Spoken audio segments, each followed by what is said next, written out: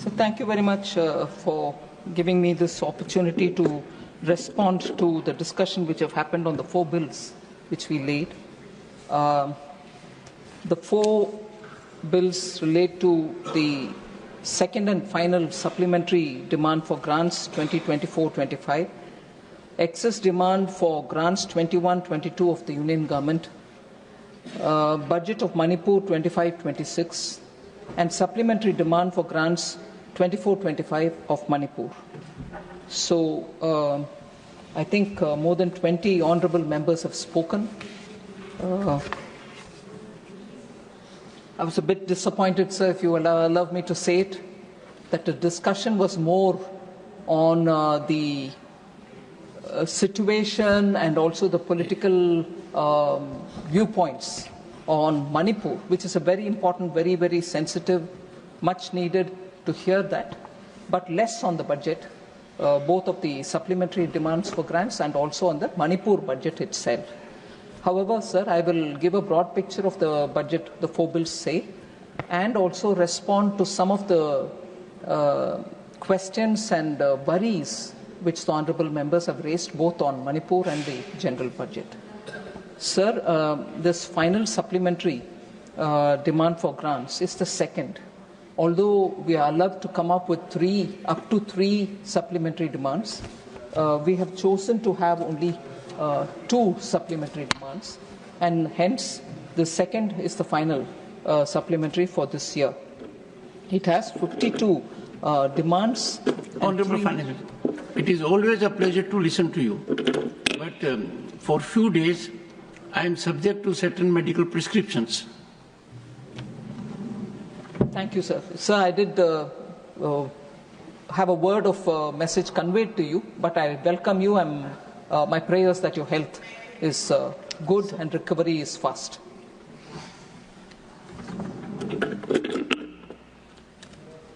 Deputy Chairman, sir, I commenced my response with stating what the 4 bills which are before us, and I will try to respond. First of all, let me talk on the contents of the budget, sir. Sir, it has 52 demands and 3 appropriations. I take a minute to explain about the elements of the supplementary demand. There is a technical supplementary which the supplementary demand for grants includes. It is required for using savings from one section. It is more as a matter of information for the House. It is required for using savings from one section to another section within the given or between grants, and also when additional expenditure is matched by concurrent receipts or recoveries.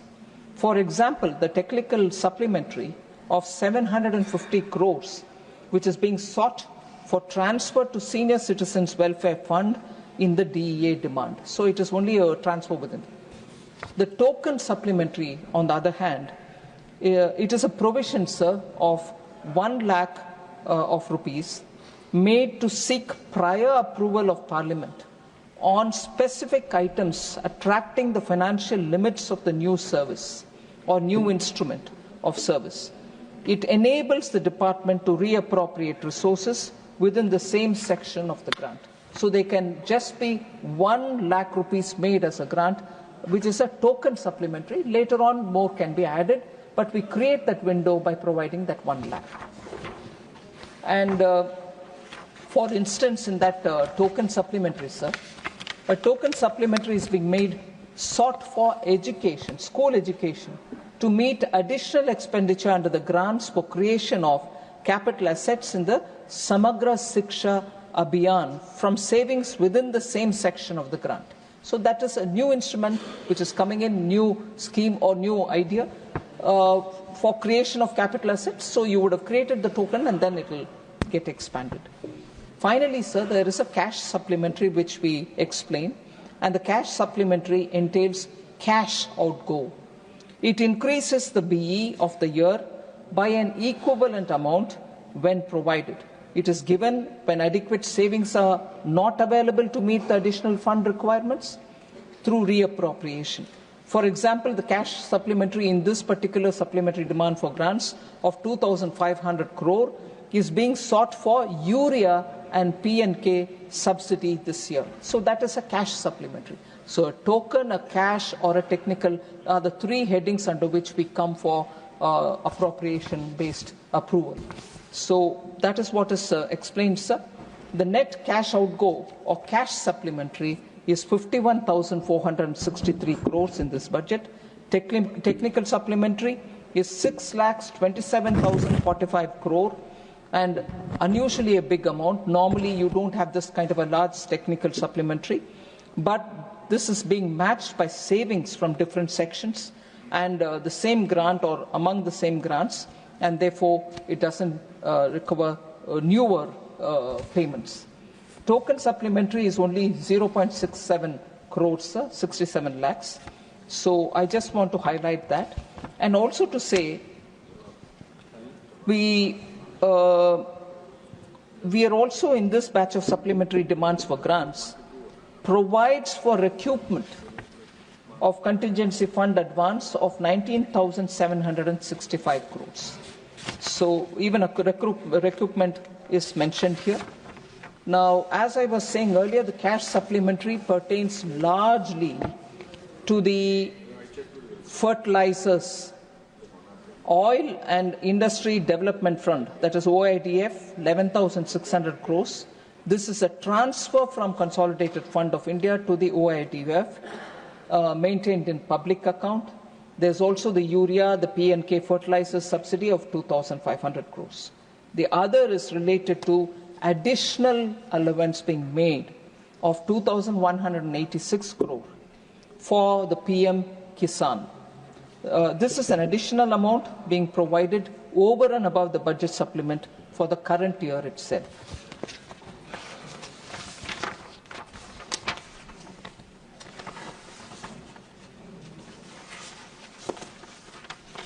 I'm not getting into the technical supplementary, sir, which is already very much in detail explained in the budget document itself.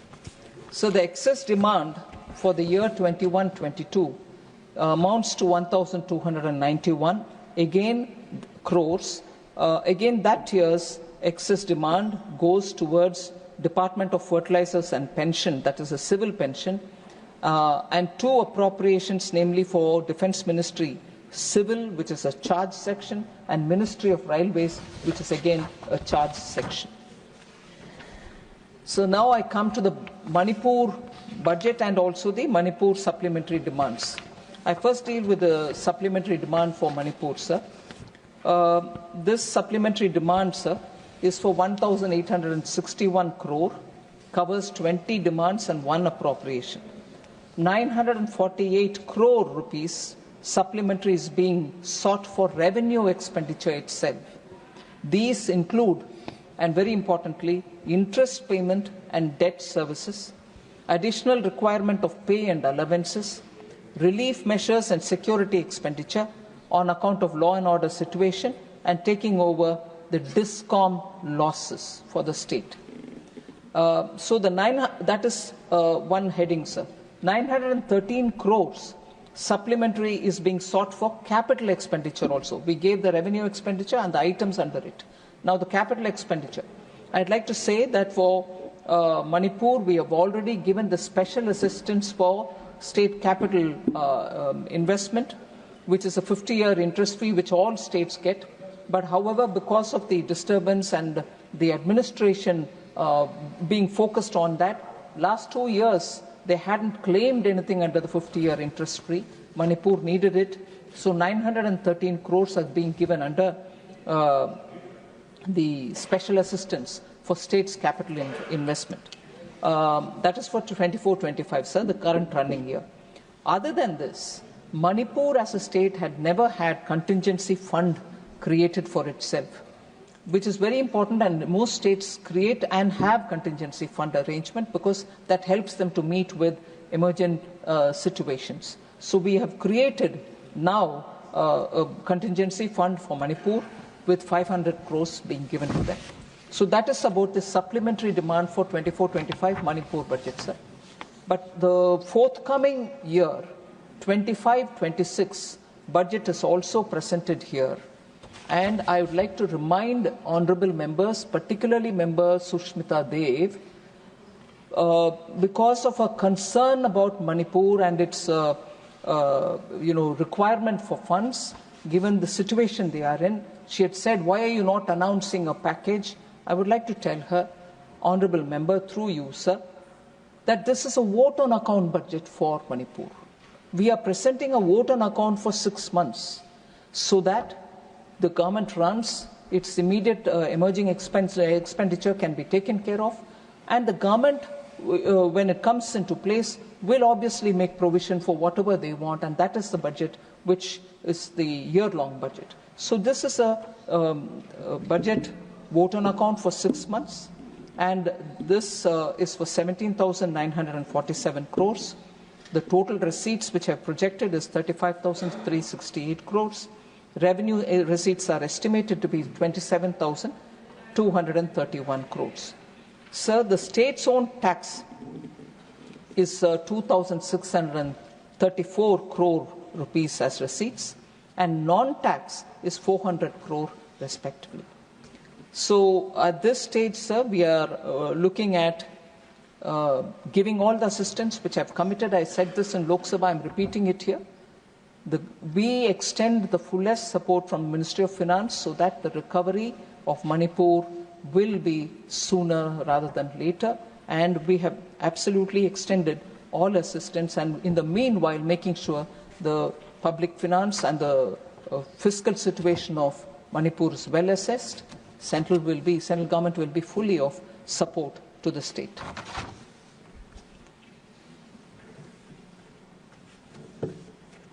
So other than that, there are, I'm going by individual observations made by honourable members, trying to respond to them.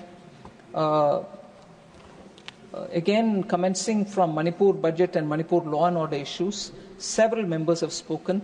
Member Honourable Shakti Singh Gohil, Bikash Ranjan Bhattacharjee, Sushmita Dev, Sanjay Singh, Sulata Dev, Manoj Kumar Jha, Mr. P. Wilson, Vaiko, Santosh Kumar, all of them have spoken about it.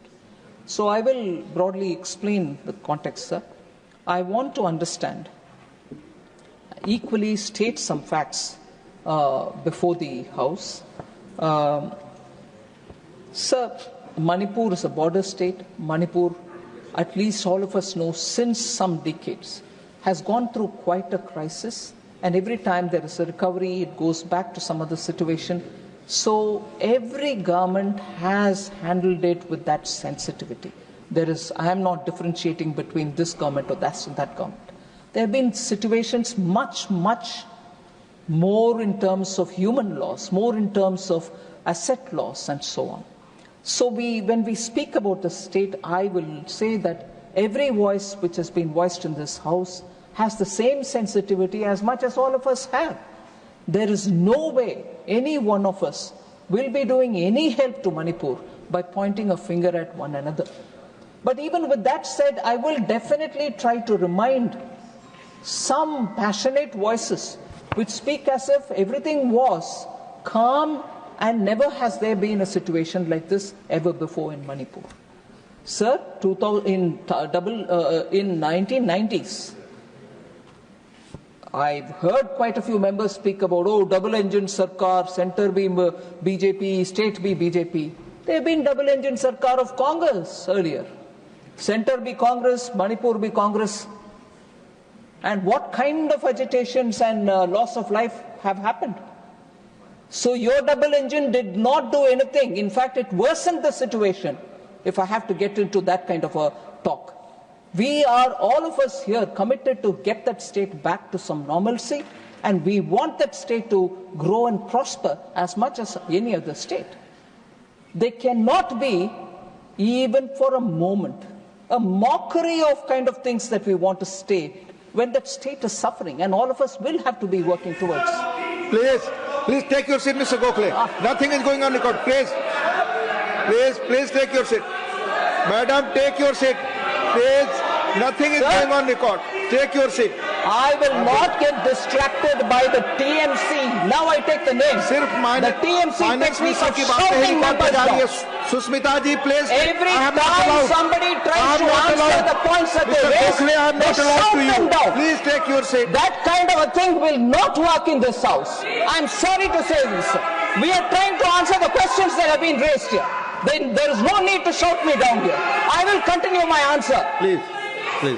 Sir, to 1990s, double-engine Congress के सरकार, double-engine Congress सरकार के समय, how many people died?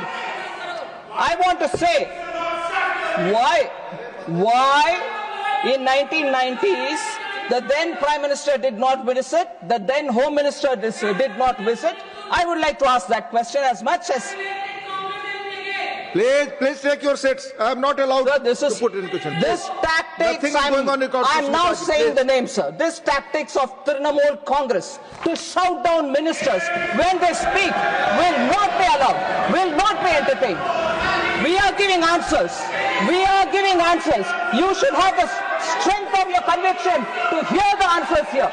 Please listen the answers, please. I'm coming point by point for every one of the questions that they've raised. If they don't have the conviction to sit and listen it, they can choose whatever they want. But it is not appropriate to shout the minister down when they are answering your questions. Have the patience. Sir, I will remind you, sir, in 2002-2017, 2002 to 2017, Manipur had a Congress government. There was central government till 2014 run by the Congress party. Manipur witnessed 628 bunds. Sir, Honorable Member Sushmita Dev, Honorable Member, has reasons to be worried about Manipur, she said, and I agree.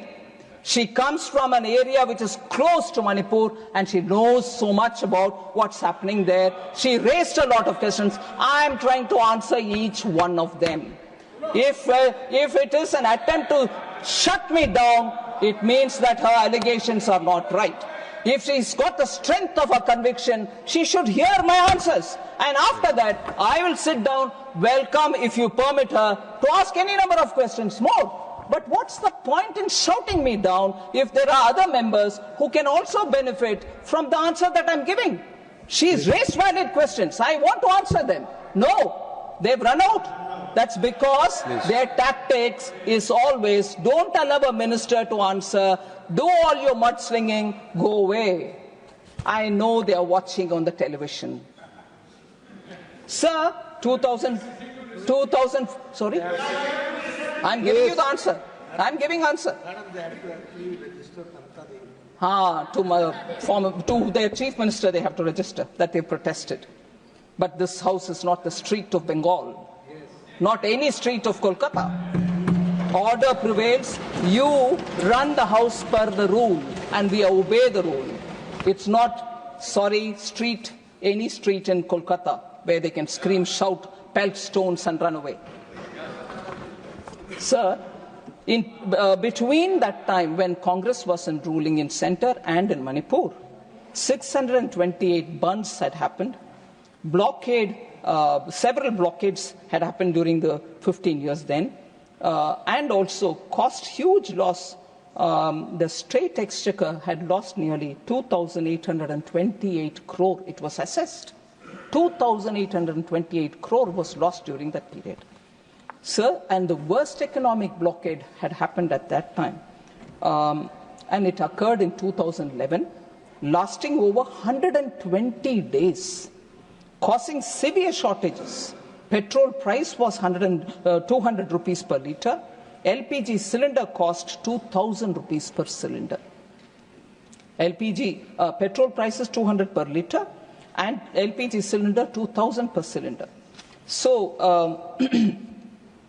what is the current situation, sir? The current situation when this problem started? Union Minister, Home Minister, visited the state and went one camp after another camp belonging to different communities, spent 4 days in Manipur. Home Minister of India. At the time when it was really peaking with the problem, he went, spent camp after camp. Sorry? Please. Please take your seat. The question is, this sort of communal violence is unique in Manipur, which was never before there. Thank you. Never Please before. take I'm reading out loud before. Sir, interestingly, sir, I'm sure the honourable members will know, honourable member is from CPM. So, yeah, I would like to say it again. No doubt in my mind about it. But I'm sure you don't have a doubt yourself. Honourable member is from CPM, sir. West Bengal saw the worst riots ever in history under the CPM rule. Tripura suffered under the CPM rule. Kerala is not able to recover because of the horrible policy of industrialization that they had. To the extent, sir, please, to the extent, sir, Santosh Kumar ji, please sit down. Please take your seat. To the extent, sir, today Kerala's minister gives an interview in the papers saying Loku Kuli is not there anymore in Kerala. Can I say what that Loku Kuli was, sir? Loku Kuli is a place where Loku Kuli happens when workers are all sitting together looking if there can be some work. You and me or anybody going to Kerala get off the bus. On the top, yes, please, I will talk. Please, because you came up with a lot of things. Let her reply. Please take your seat. Please. Sir. Please take your seat. You get off the bus, sir. Honourable members will find this interesting. Nowhere else you will find it. From the bus, you have to remove your luggage. People are sitting on the ground. You will say, hey, please help me. Kitna dena hai? You will say some coolie and then you will have to bring the luggage down. Assume he has to be paid 50 rupees. You will actually have to pay 50 plus another 50. You will ask why? The other 50 is Noku coolie. What is Noku in the Malayalam, sir? Noku means look. Meaning, I will be sitting and watching here. I may be a CPM card holder. I'll be sitting and watching and the person, actual coolie brings the luggage down, he gets 50 rupees. But for me, being a card holder member, watching that act itself, I need to get 50 rupees. That is Noku coolie for you, sir. So, it is that kind of communism that has killed industry in Kerala, that kind of communism which has killed industry in Bengal, that kind of industry. Santosh Kumar, listen to me. No permission from the chair. Sir, with your permission, sir. Yes, with your permission, sir. I want to say, if he is trying to tell me that no such a practice exists, 2 days ago, Honorable Chief Minister, I think, gave an interview. Kerala Chief Minister, I think, gave an interview in which he says there is no Noku coolie nowadays, which means it was there before. Yes. Am I bluffing? Come on, Santosh ji. It's all right. You're doing all right. Don't deny what I'm saying. I'm also from that region. I may not be from any particular city in Kerala, sir. Sir, therefore, I want to say, Home Minister went to Kerala, to Manipur, spent 4 days moving from one camp to another of affected people belonging to all communities, irrespective of communities. That happened under Prime Minister Modi. Home Minister Amit Shah went there. The number of times since 1990 till 2014 when Congress was in ruling in centre and Congress was in power, double engine Congress, not a minister went when there was this 162 days of blockade, 120 days of blockade. Tell me which minister went? No one went. But today they will mock your double engine.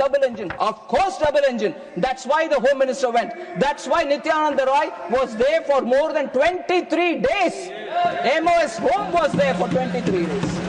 So don't please compare how you handle Manipur and how this government is handling Manipur. We have greater sensitivity. We care for Manipur and every state of this country. Nowhere do we, stay back. Prime Minister himself went to Wayanad. Prime Minister himself went to Wayanad, hasn't he? Therefore, we should not speak as though we treated it better and you are not, whereas we are handling that legacy of 60 years of mishandling of states. And that is why the problems are so compounded today. It wasn't like this before. He went to Wayanad or not? Of course, that's what I'm saying. That's what I'm saying. You don't agree to it. Please, Santosh. Please. You are putting words in my mouth. You are putting words into my mouth, Santosh Kumar. I said he also went to Kerala. Don't you try that, sorry, communist tactic on me. Put your words into my mouth. I will not take it. No, you don't give me the tactics.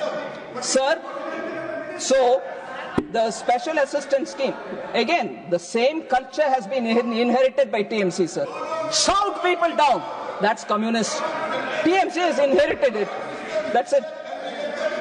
Sir, contingency fund have been created for 500 crores and that will help the state so that if there is an emergency, they can handle it. Sir, in 1993, Rajkumar Dorendra Singh of the Congress was the Chief Minister of Manipur. A major flare-up happened between Kukis and Nagas between April and December 1993. 750 deaths unfortunately happened at that time. And 350 villages were completely burned down. A grave situation. Neither did the then Prime Minister P.V. Narasimha Rao nor the Home Minister Shankar Rao Chauhan went to Manipur. And these are the people now questioning when both the Home Minister is gone, MOS is gone, we are trying to quickly recover the state. So, I'm sorry to say, sir, and even in the debate here, the Home Minister came and gave a statement. No, what kind of noise was created? Saying Prime Minister replied. Prime Minister took it as a part of his reply when he replied in the House. No, you wouldn't want to hear him like the way they do now. They all came to the well, shouted the Prime Minister down so that they don't hear him. But Prime Minister is made of a different stuff. He continued answering and spoke about how he's handling Manipur and did not relent. So on Manipur, I would submit to the House, go into the detail of what work is happening, how restoration is happening. It is our Manipur, your Manipur, all our Manipur. Deal with it with a sense of ownership. Rather than saying, you doing that, it doesn't work. It's a very sensitive issue and all of us will have to support one another so that we give a proper support to that state. Even in 97, 98, Sir, Prime Minister I.K. Gujral, even at that time there was a major clash. 350 lives were lost at that time also. Even I.K. Gujral ji did not go to Manipur. So I want to have questions asked of the opposition members to contemplate, to introspect, and then stand up and speak. I'm here to hear it. All of us are here to hear it. Just don't throw mud and run away. But throw mud if you think you want to, but stand here to equally face the music. So no. Sir? Yeah, please, listen. Okay. Because you're from Kerala, no? You're from Kerala, right? So, Manipur law and order, sir, I want to please put it on record and also inform the ministers and the members of parliament as to what steps that we are taking to restore normalcy. Both of the centre and state collective efforts are being put so that there will be improvement in the law and order.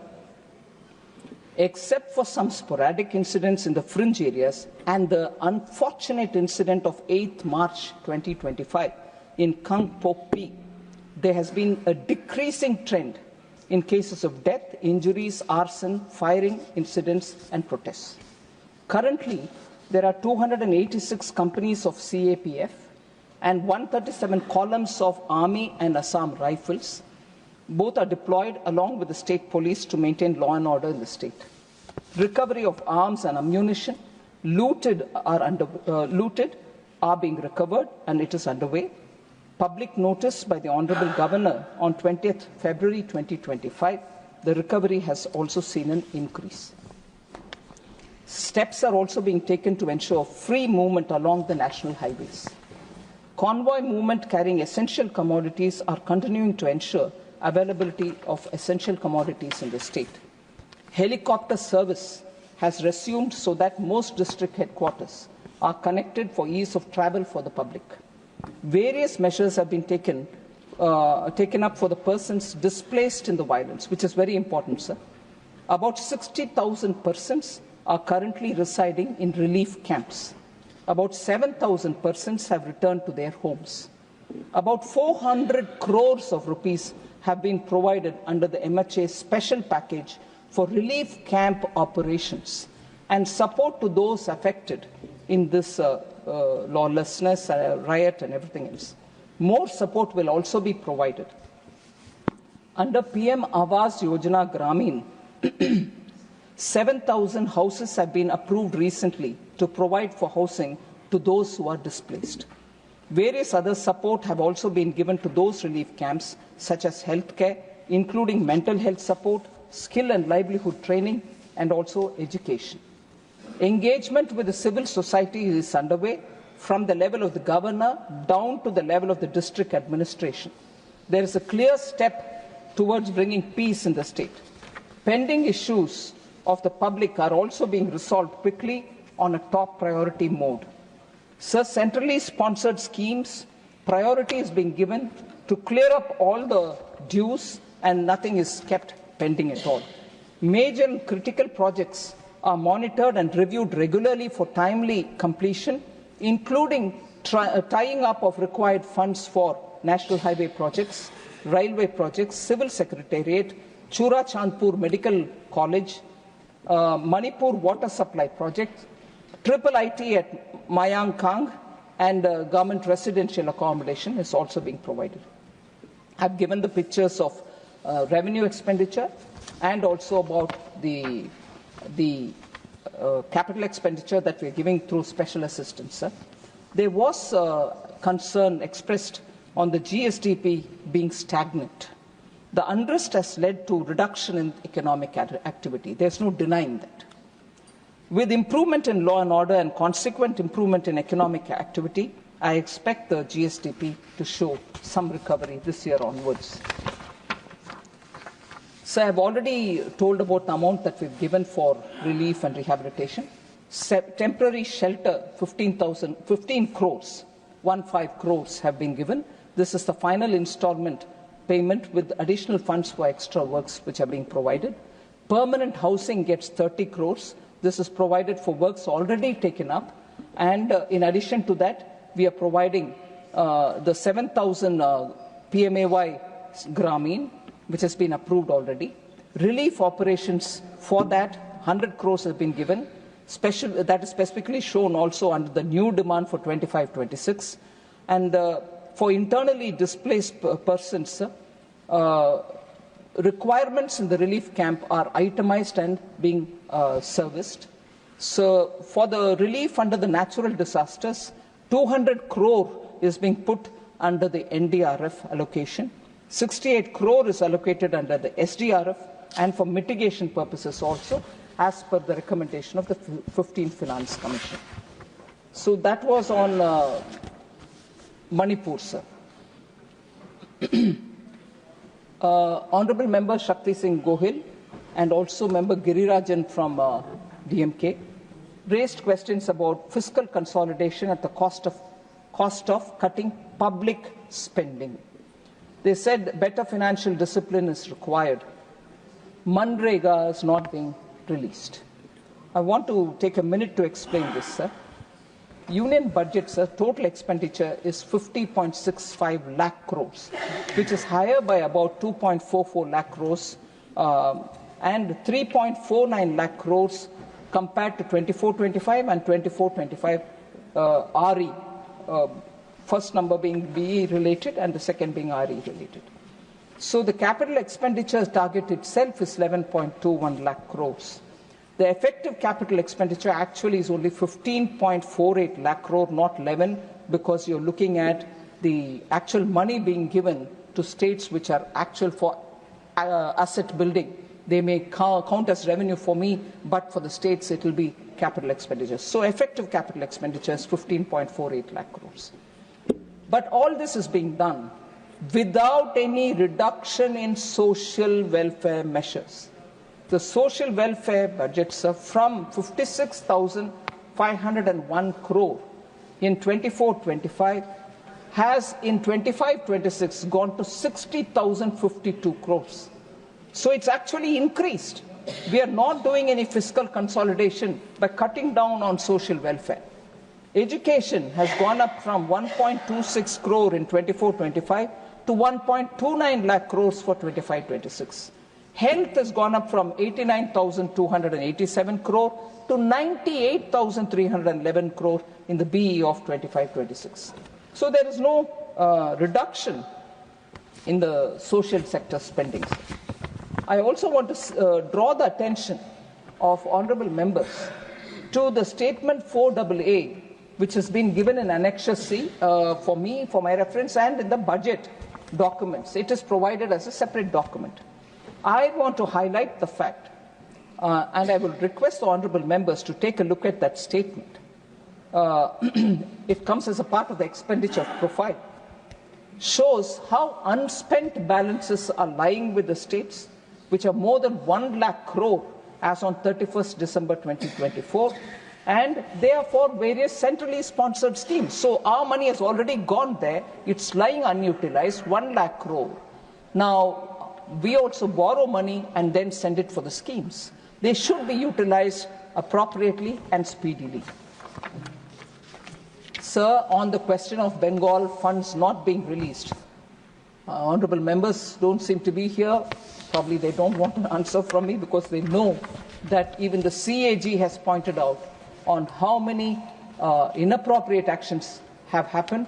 Many of the bogus ghost accounts have been given money to, and when the realization had to happen from those ghost accounts, the state government chose to pay that amount which has actually got to be realized from the ghost accounts. They gave that money itself from their own state's treasury. So one, first of all, you give the money for non-existing individual. Two, when that has to be recovered as per the orders of CAG, you again give from the taxpayers' money to saying, no, I've recovered, take it. You have not recovered from people for whom it went, who were not deserving of it, or probably people who don't even exist. Whereas for that, to make up that, you again take it from the taxpayers' money. Such blatant misuse have happened, and therefore, about Bengal screaming and shouting at me, I can understand the anxiety, but they should follow the rules laid down and be transparent in the ways in which they use the money. Sir,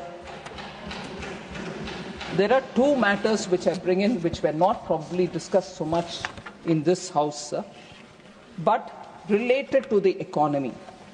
There's a lot of discussion about household debt has increased, and what is the government doing about it? Your policies are not working. I want to highlight, sir, this is a very appropriate forum. I want the honourable members to know that one of the long-term impacts of COVID has affected the nature of work itself.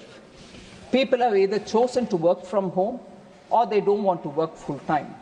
So I want to understand, I want to lay before this House, one, the factors of production are being reset.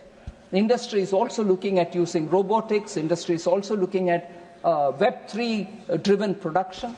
And therefore, there is definitely a lot of churn. There was this feeling that compensation for employees is not going up. I'd like to highlight the national account statistics. Compensation of employees at current prices achieved a compound average growth rate of 11.1% during 14-15 to 22-23. So the first 10 years of Prime Minister Modi's rule, you had the wages going up 11.1%. And that is the data given. Now this is up to 22-23, which is inclusive of the COVID years as well. So post-COVID as well, increase has happened. However, I would also like to say that India's household debt is relatively low compared to the other emerging market economies as well as some developed countries. Sir, except for Brazil, where it is 35%. Ours being, higher than them at 39%. So, household debt, loans and debt securities as a percentage of GDP for India is 39, whereas for Brazil it is 35. But all other countries which are comparable with us, say Malaysia 69%, Greece 42%, Canada 102%, Hong Kong 93%, Australia 110%, Israel 42%, France 63%. So household debt, if people are talking about it as though India's is high because the way in which we handled COVID, I'm sorry, they are wrong. Our household debt to GDP is far lower compared to our peer group and compared to some of the advanced economies. So the stock of financial liabilities of the household as a percentage of GDP has increased from 38% in March 2023 to 40.2% in March 2024, which is Reserve Bank of India numbers. Stock of financial assets of households as a percentage of GDP increased from 103.5% in March 23 to 108.3% in March 2024, given by the Reserve Bank of India. So I want to put before this Honourable House India and its asset and liability figures are very much better than very many of our comparable emerging market economies and even some of the developed economies. Outside again, sir, discussion on inequality prevailing in India. I just want to highlight the fact consumption inequality in rural and urban areas has declined significantly, as reflected by the significant improvement in the Gini coefficient, which is a key measure of income inequality, sir. I'm stating the number for 2011-12, 22-23, and 23-24 in that order. For rural areas, sir, in 2011-12, it was 0.283, whereas today it is 0.237 only, which means the situation is improving, it's bettering, rather than widening. The inequality is not widening. In urban areas, sir, it was 0.363 in 2011-12. In 22-23, it improved to 0.314, whereas now in 23-24, for which the data is last available, it is 0.284. Drastic change, improvement in the inequality index. So the inequality is not widening, it is only narrowing. So I want that to be laid in the House, sir. Approximately 25 crore people escaped multi-dimensional poverty in the last 9 years. This is due to the significant initiatives that the government has taken up, and this data has come from Niti Aayog. Sir, more important, one of the data which is important for talking about inequality in that debate, a paper which has been put out and which has been remarkably, I was surprised, written in the Economist magazine, says that inequality declined over the last decade. First time since 1990s in India, inequality has declined in the last decade. This has come out through that article in Economist, which draws on the paper written after extensive research by Dr. Surjit Balla and Karan Basim. It also says, the Economist also says, poverty has declined across all possible poverty lines. The Economist doesn't write about our government in favorable terms, but you have them saying this means it is in your face. You cannot deny it. Third, sir, extreme poverty has been eliminated. That's what it says. In India, under Prime Minister Modi, extreme poverty has been eliminated. Poverty at 15% for World Bank's higher poverty line of $3.2 PPP, down from 52% in 2011-12, sir. So from 52% in 2011-12, it's come down to 15%.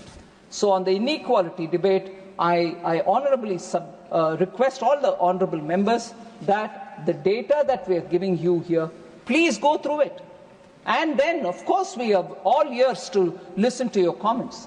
But without the data, please, let us have a considered debate.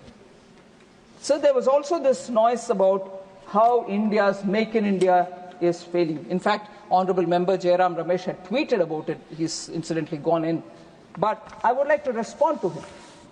Make in India has not failed at all. On the contrary, it has given a great momentum for manufacturing in India.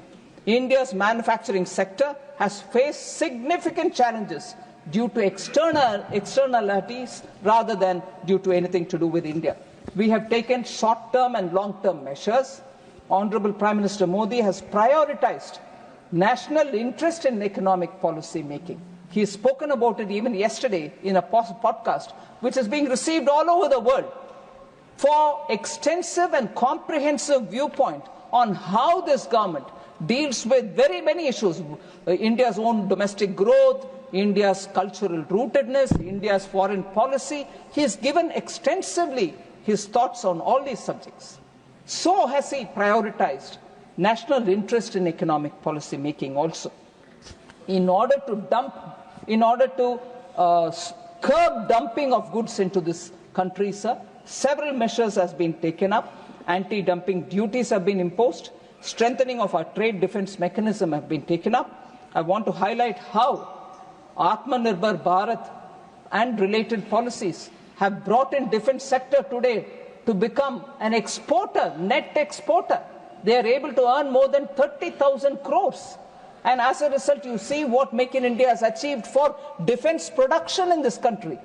And I see enthusiastic, I'm sorry to say, Congress members taking vicarious pleasure in saying, oh, Make in India is dead, RIP Make in India.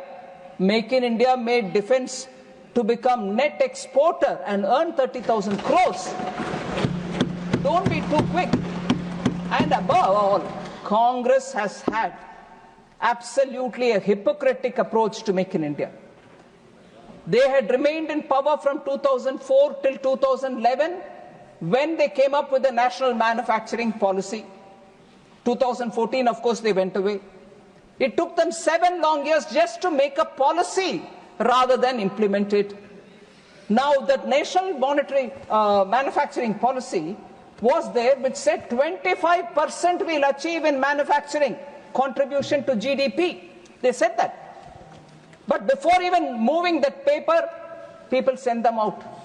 So when Prime Minister Modi in 2014 brings Make in India, the kind of statements which have been made by Congress members, one eminent member at that time said, the objective of Make in India plan to attract investment and technology and promotion of exports cannot be part of a partisan narrative. Do you want manufacturing to grow in this country or not? And having brought out this national manufacturing policy, they also said, being, I don't know, hypocritical or confused, they said when Make in India was announced, Make in India is just a revamped version of national manufacturing policy. And you claim that Make in India isn't working. You claim that Make in India isn't working. Doesn't that mean that national manufacturing policy itself was flawed? Are you suggesting that? It is your policy. But it remained a policy, it didn't find an action ground. And when we make it an actionable policy, we bring in Make in India, we want to bring in several steps towards improving it. They have this problem of either not knowing whether they should accept it, not knowing whether they should reject it, because it also has their own national manufacturing policy into it. They claim 25% of contribution. Manufacturing will reach 25% to the GDP level. No, they didn't move an inch. Whereas Make in India today is showing how, for example, in the defense industry, we are able to export. And also, I would want to highlight, sir, the national manufacturing policy guided them to set up national investment and manufacturing zones in several parts of the country. They're called NIMS in the short. NIMS also remained where they were. They were in far-flung areas, no railway station next to it, no port. They were on patronage basis. And not until when Prime Minister Modi brings PM Gati Shakti, when all this gets integrated into that, when a scheme of things are understood as to does it have a port next to it, does it have a railway station next to it, is a coal mining area or a raw material supply area next to it, bring all that together and do something to improve logistics there. It is only after that PM Gati Shakti has NIMS found the light of the day. Otherwise they were desolate and isolated places all over the country with no semblance of any making in India. Of course, manufacturing was just a policy for them. There was no more implementation on it. Similarly, sir, they also had a lot of quick fix FTAs, which killed actually many of our manufacturing. Today, Commerce Minister is struggling to have those FTAs hurriedly done during their period, reviewed, because countries have realized it was so loosely worded, it had so many things which was ready giveaways for our partner countries, which is good. You want to give them market access for many of the things. But we didn't get equally anything for ourselves. So the Commerce Ministry today is sitting and asking those countries to review the FTA signed during UPA policy time. So that hurried rushing into FTA, hurried bringing into some kind of a context, manufacturing policy, has not delivered. On the contrary, has hurt us. Believe in Make in India. It is giving you results. I've already quoted how defense exports are flourishing under Make in India. Of course, everybody called during UPA time their growth as jobless growth, which is right. 69, the report of the Standing Committee on Finance itself said that. Sir, but I would like to highlight the fact that Make in India has actually given us good result.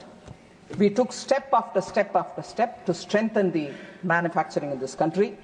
Corporate tax rate was brought down to 15% for new capacities in February 2019. Production-linked incentives have been given for critical key starting materials, KPI, drug intermediaries, and active pharmaceutical ingredient manufacturers. Manufacturing of medical devices have happened. Automobiles and auto components get PLI. Pharmaceutical drugs get PLI. Specialty steel gets PLI.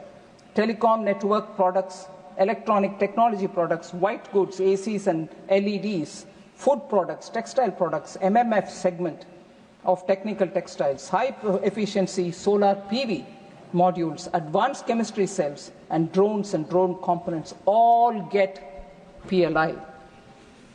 I just want to highlight one data point, sir. I'm not just listing PLIs. Some of the most notable achievements of PLI schemes are attracted investments exceeding 1.5 lakh crores. Because of PLI, 1.5 lakh crores have come into this country. Employment generation has happened to the extent of 9.5 lakh people. It has also led to exports surpassing 4 lakh crores. Electronics, pharmaceutical and food processing sector are also contributing to the export.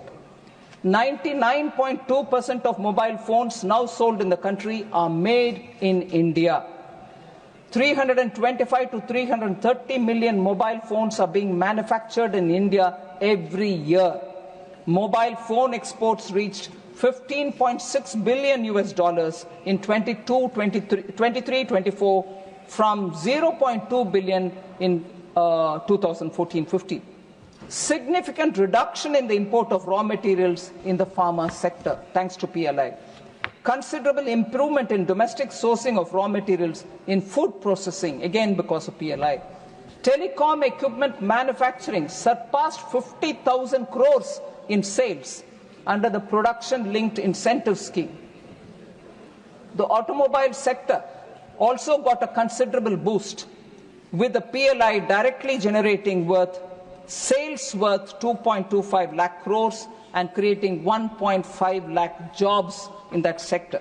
So I would request our Congress members, when they talk about Make in India, thinking that they can sing a requiem, I'm sorry, no, it is live kicking, flourishing, and making our economy absolutely stronger for it. So last one point I would like to highlight. As a result of this concerted effort, sir, our domestic defence production, about which I spoke, reached 1.27 lakh crores, marking a record high with an impressive increase approximately of 174% from 46,429 crores, which it was in 2014-15. So defence is a classic example.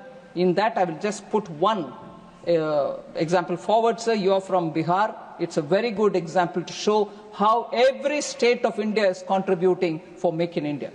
Made in Bihar boots are now part of the Russian army's equipment. So Bihar is contributing for manufacturing, and boots manufactured there are going for our Russian army as well. So number of companies have also increased, which have registered.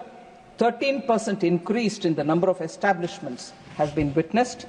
Employment marked over 10% rise. Manufacturing sector reported the highest wage growth of 16%. Sir, without elaborating more, I know honourable members are waiting for a long time. Lunch hour, you may run the House even during lunch, but I don't want to take more of your time. But I thank every one of the members who have spoken on the 4 bills which are before this House for consideration and returning to the Lok Sabha. Thank you.